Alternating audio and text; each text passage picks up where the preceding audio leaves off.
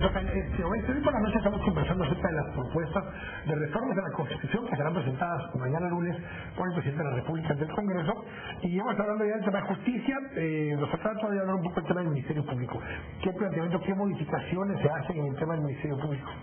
Mira, en el tema del Ministerio Público hay varias cositas importantes. Por ejemplo, en la reforma que tú mencionabas del año 93-94 se creó la figura del fiscal general de la República y se le atribuyó la función de ejercer el ejercicio de la acción penal pública. Y no es al fiscal al que le debe corresponder, sino al Ministerio Público. Entonces, como institución, no como persona. Entonces se está institucionalizando el ejercicio de la acción penal pública, se le está otorgando al Ministerio Público. Ese es un tema interesante. Segundo, se le está dando una independencia económica al Ministerio Público, porque así como el organismo judicial, que también por cierto una de las reformas asigna 4% ahora al organismo judicial, sube de 2 a 4% los ingresos ordinarios del Estado, que es un tema que se nos pasó por alto en la discusión esta, pero es un tema importante. Así es. Y aplica el presupuesto. Al Ministerio Público se le da un 2%. Pero digo una frase ahorita, Fernando, que yo le he mencionado varias veces en estos momentos, y es un piso. No es un techo, porque muchas veces se lo utiliza como un techo, se dice no se le puede asignar más, porque así lo se le da la Constitución, y no es cierto, es un piso, no es un techo. Son pisos fiscales, exactamente. Y son pisos, Quique, porque al final lo más importante para una sociedad, como tú lo mencionabas, como lo ve el ciudadano, el Estado de Derecho. Entonces es un piso que se le está dando al Estado de Derecho, pero no un techo, porque debiéramos de poder seguir invirtiendo en ese fortalecimiento del Estado de Derecho. Ahora, esto se está duplicando, se aumenta de un punto adicional para el tema de las municipalidades, que se lo vemos más adelante.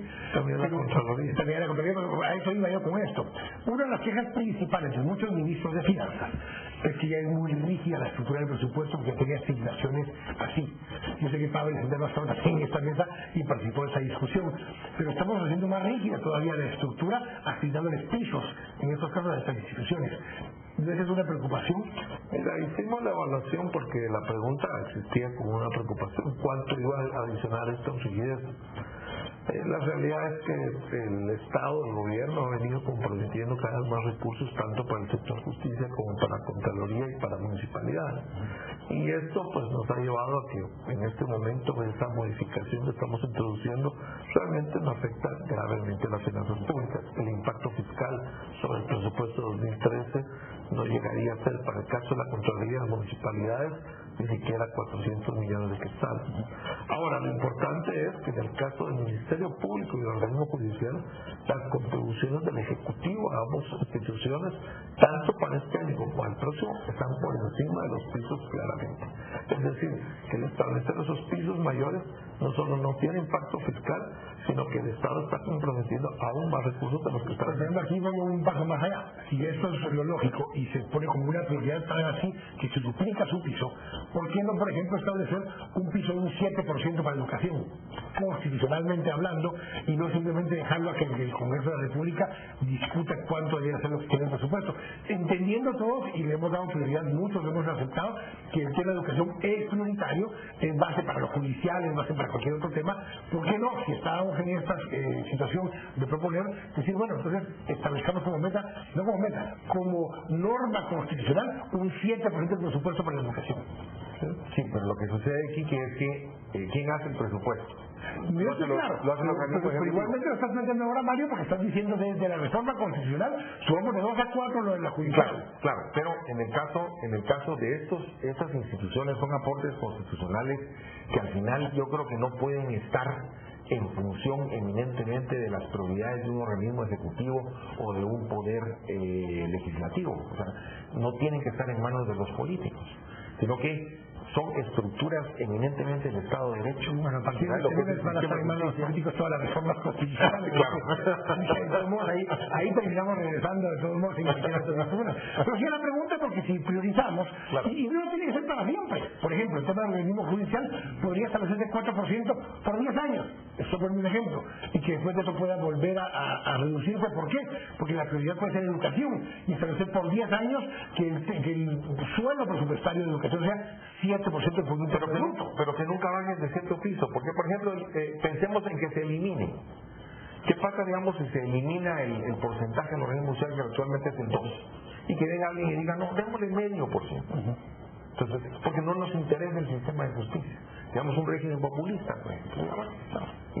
Institucionalidad en materia de Estado de Derecho no nos interesa. Aquí le estamos dando una garantía mínima, Kiki. Una garantía mínima para que pueda haber una funcionalidad. Que no es simplemente con reformar la Constitución ni con darle más dinero que se va a resolver el problema. No, claro. Es un tema mucho más profundo que simplemente dinero o reformas constitucionales. Pero en este caso concreto estás hablando de algo más importante, que es nuevamente el tema de la independencia. Es que no nos damos cuenta que todo lo que criticamos del sistema de justicia, en la corrupción, en esto, tiene mucho vínculo con la falta de independencia. Ese es el punto. Entonces, lo que estamos avanzando en este caso es un objetivo importantísimo para la democracia, una administración de justicia independiente. Eso es muy importante avanzarlo. Por supuesto que no depende únicamente de las reformas constitucionales, pero parte de esas reformas que estamos haciendo, sobre todo las partes que hemos ya discutido y la parte financiera, tiene que ver con eso. Yo recuerdo las palabras, por ejemplo, de Juan José Arevalo cuando dijo, voy a cortar los hilos entre el organismo ejecutivo, el presidente de la República y la Corte Suprema. Y de dar la autonomía a una institución independiente si no hay autonomía financiera. Así es. Independencia funcional. Lo mismo pasa con las municipalidades. O sea, una discusión muy grande que hubo cuando se discutió en enero del 45 a marzo del 45 la nueva Constitución en ese momento, y que se establece la autonomía municipal. Una de las principales cosas que planteaba, si mal no recuerdo, José Clemente Marroquín decía, a ver, si no le damos recursos financieros, la autonomía política que le estamos dando es mentira, porque va a seguir dependiendo de la mano extendida para que el gobierno central le otorgue los recursos para resolver los problemas de su municipio. Lo mismo pasa en el tema del organismo judicial. A través de leyes le hemos trasladado más responsabilidades al organismo judicial, pero no los recursos para poder cumplir con esos nuevos mandatos. La autonomía universitaria, ¿verdad? Se decretó en el año 44, era muy grande, pero ¿cuándo hubo verdaderamente en el 85 se estableció una asignación constitucional? Fue en el gobierno liberacionista, casualmente. En tiempo Castillo Armas le dan el 2%. Y ahí fue subiendo hasta un 5% que es actualmente, ¿verdad? Pero la verdadera autonomía viene precisamente de la independencia económica. Ahora, la siguiente parte que está planteada es el tema de seguridad ciudadana. Es un eje concreto independiente del tema de justicia, pero obviamente se complementan. ¿Cuáles son las principales propuestas en el tema de seguridad ciudadana? Son cosas que vienen mucho, como decía, inspiradas de los acuerdos de paz, de tratar de diferenciar el manejo de la seguridad entre la seguridad externa y la seguridad interna, especializando funciones claramente entre la Policía Nacional Civil y el Ejército, ¿no? Y las Fuerzas Armadas. De tal manera que las Fuerzas Armadas tengan un rol privilegiado y primordial y único en la práctica, porque es así como termina siendo con respecto a la seguridad externa, y el liderazgo en la seguridad interna lo tenga la Policía Nacional Civil. Las reformas norman que si el Ejército puede participar en la seguridad interna, lo hace en un marco de restricción que obviamente señala que... Y bajo la rectoría de la PNC. Bajo la rectoría de autoridad civil, incluso, para decirlo más claro, y además con un mecanismo de rendición de cuentas, etcétera.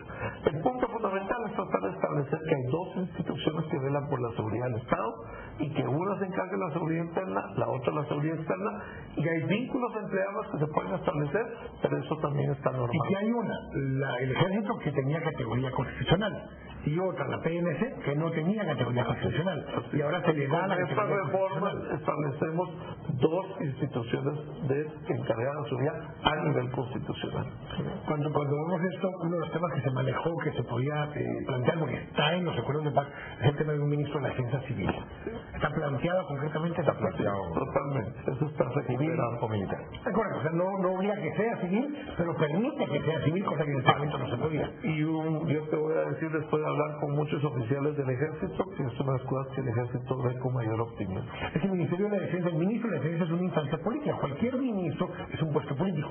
Jefe del Estado Mayor y el resto de la estructura del Ejército, eso ya es una estructura técnica. Profesional de soldados del Ejército. De hecho, el presidente actúa a través de su conducto, que es el ministro de la Defensa. Pero es una instancia política. Pero el presidente es el comandante general del Ejército. Correcto. En casi cualquier parte del mundo así es como está la figura. Pero el puesto del ministro ministro en cualquier parte del mundo es una figura política. Y en este caso, entonces, obligamos a un militar a actuar políticamente como ministro de la Defensa. Y esa es la razón por la cual muchos militares están contentos del cambio, porque les parece que eso desvirtuaba en muchas partes la función del ejército. ¿Qué es decir? La carrera militar debiera determinar en el jefe del Estado Mayor de la Defensa. Eso es y no en el ministro de la Defensa. Eso, digamos, es el correcto. No siga el corte. Entonces, en este oeste, ponemos un minuto.